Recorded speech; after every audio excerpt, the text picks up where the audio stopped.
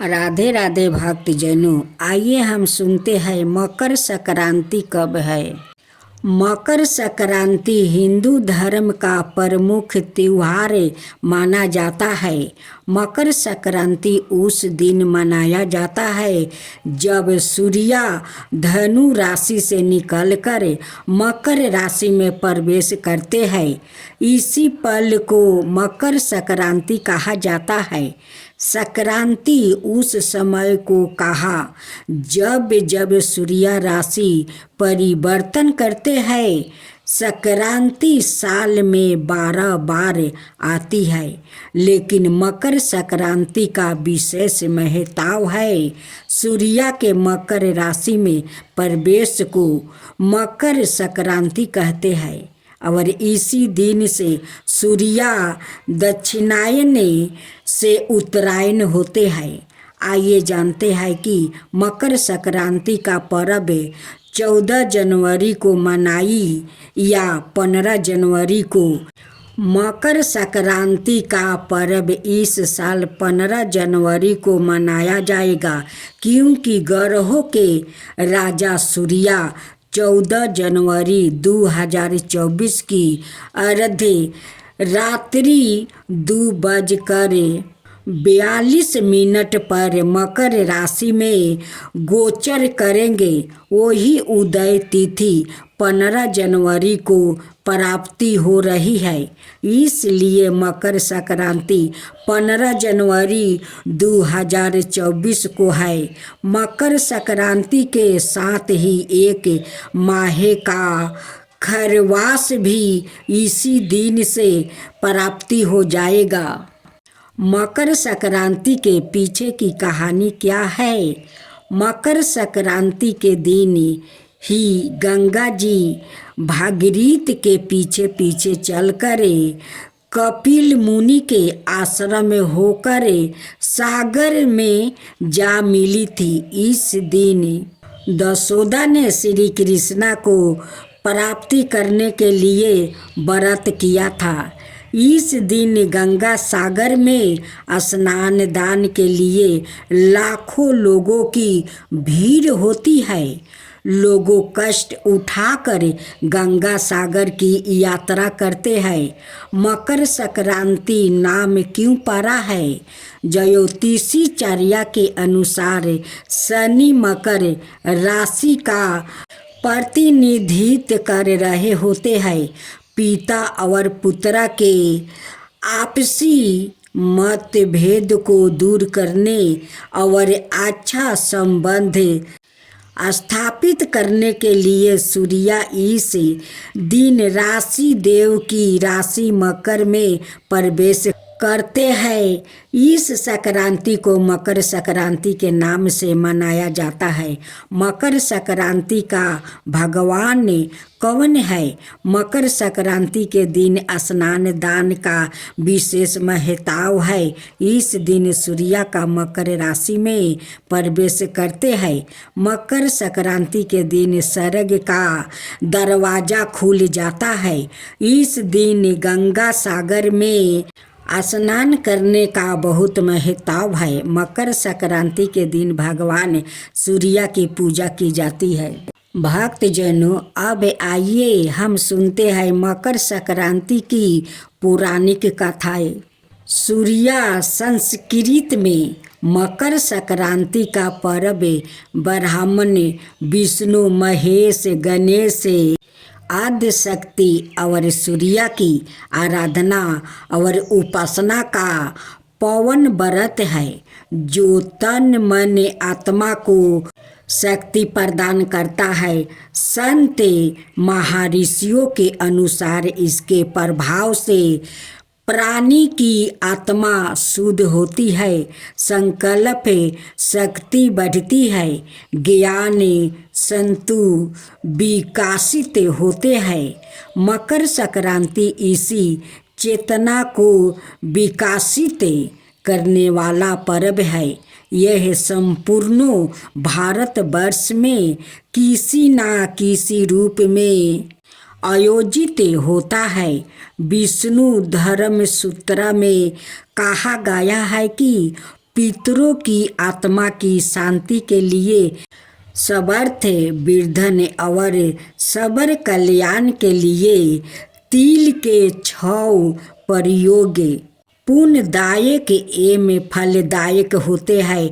तिल जल से स्नान करना, तिल दान करना, तिल से बना भोजन, जल में तिल अर्पण, तिल से आहुति, तिल का उपटन लगाना।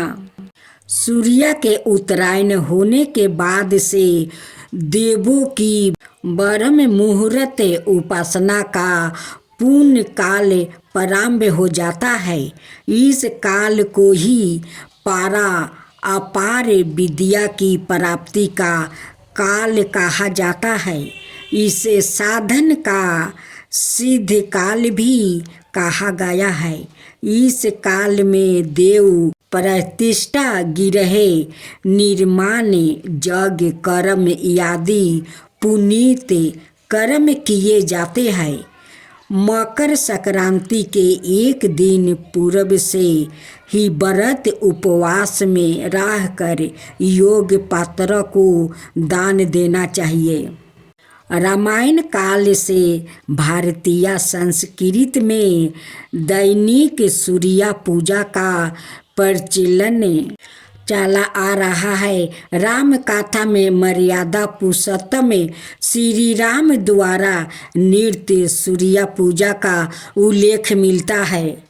राजा भगीरथ सूर्यवंशी थे, जिन्होंने भगीरथ तप साधना के परिणाम स्वरूप पापनाशिनी गंगा को पृथ्वी पर लाकर अपने पूर्वजों को मोक्ष प्रदान करवाया था। राजा भगीरथ ने अपने पूर्वजों का गंगा जल अक्षत तिल से श्राद्ध दर्पण किया था। तब से माघ मकर संक्रांति स्नान और मकर संक्रांति श्राद्ध दर्पण की प्रथा आज तक प्रचलित है। कपिल मुनि के आश्रम पर जिस दिन मातु गंगे का पैदा पूर्ण हुआ था, वो मकर संक्रांति का दिन था। पावन गंगा जल के स्पर्श मात्रा से राजा भगीरथ के पूर्वजों को स्वर्ग की प्राप्ति हुई थी। कपिल मुनि ने वरदान देते हुए कहा था, मातु गंगे त्रिकाल तक जन जन का पाप हरण करेगी और भक्त जनों की 7 पीढ़ियों को मुक्ति और मोक्ष प्रदान करेगी। गंगा जल का स्पर्श, पान, स्नान और दर्शन सभी पुण्यदायक फल प्रदान करेगा। महाभारत में पितामह भीष्म ने सूर्य के उत्तरायण होने पर ही स्वेच्छा से शरीर का परित्याग किया था। उनका श्राद्ध संस्कार भी सूर्य की उत्तरायण गति में हुआ था। फलत आज तक पितरों की प्रसन्नता के लिए तिल अर्घ और जल दर्पण की प्रथा मकर संक्रांति के अवसर पर प्रचलित है। सूर्य की 7वीं किरण भारतवर्ष में आध्यात्मिक उन्नति की प्रेरणा देने वाली है। 7वीं किरण का प्रभाव भारतवर्ष में गंगा जमुना के मध्य में अधिक समय तक रहता है। इस भौगोलिक अस्तित्व के कारण ही हरिद्वार और प्रयाग में माघ मेला अर्थात मकर संक्रांति या पूर्ण कुंभ और अर्ध कुंभ के विशेष उत्सव का आयोजन होता है। राधे राधे भक्तजनों, अब आप सुनेंगे मकर संक्रांति संबंधित पहली व्रत कथा। भगवान शनि और सूर्य देव से संबंधित है। जब शनि देव का जन्म माता छाया हुआ था तो वो बिल्कुल काले उत्पन्न हुए थे। तब भगवान सूर्य ने उन्हें देखकर कहा था कि वो मेरा पुत्र नहीं है और उन्हें और माता छाया को अलग कर दिया था। वो जिस घर में रहते थे उनका नाम कुंभ था। जब छाया ने अपने पुत्र के बारे में ऐसा अब शब्दों सुने तो उन्होंने सूर्यदेव के ऊपर अधिक क्रोध आ गया है और उन्हें कुष्ठ रोग होने का श्राप दे दिया।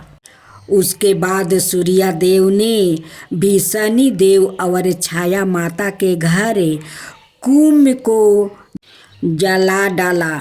इसके बाद सूर्यदेव को कुष्ठ की समस्या उनके पुत्र यम से सही की थी, लेकिन उन्होंने अपने पिता से कहा कि वो माता छाया से व्यवहार सही करे।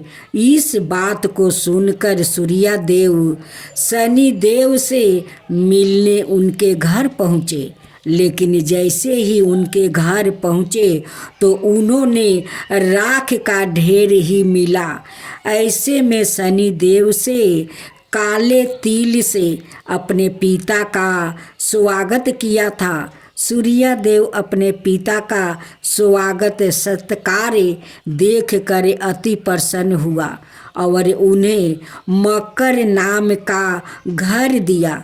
इसी कारण शनि देव को मकर और कुंभ का स्वामी कहा जाता है। इसके साथ ही सूर्य ने शनि देव से कहा कि सूर्य जब मकर घर यानी मकर संक्रांति के दिन घर आएगा तो वो धनाय से भर जाएगा।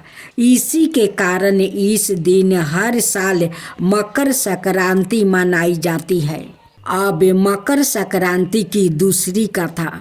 मकर राशि की दूसरी कथा माँ गंगा और भागीरथी से संबंधित है। माना जाता है कि मकर संक्रांति के दिन ही माँ गंगा स्वर्ग से अवतारित होकर राजा भागीरथ के पीछे पीछे कपिल मुनि के आश्रम से होती हुई गंगा सागर तक पहुंची थी।